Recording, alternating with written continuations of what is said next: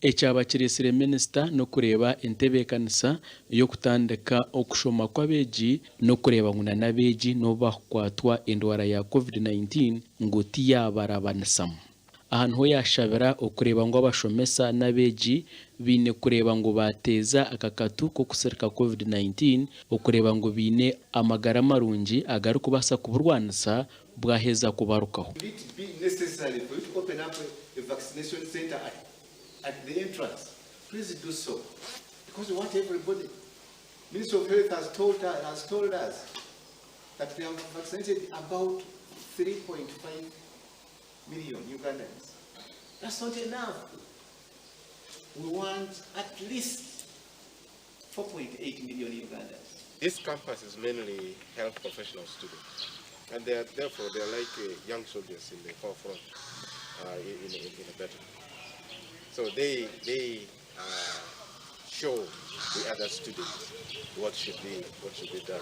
Atakagire cyumuro yabanza kurambara emwe aha myanya eyo kushomeramu ubwo arikuza aho bari kushomera ubunansi hamwe n'obuzarisa. Percentage ya bayizi ababadde vaccinated ne percentage y'abasomesa n'abakozi abo mu university abali vaccinated.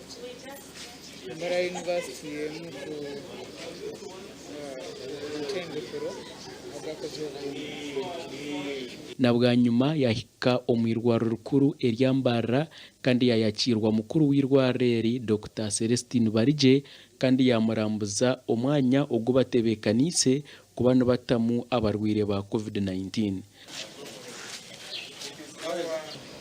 Has put in place special measures, dedicated days when students are allowed to come and access vaccines and given priority. Na bwa nyuma yahendera cyumuro aho yabugana bamwe omuru bakuru ba university Gashakwa ari waso.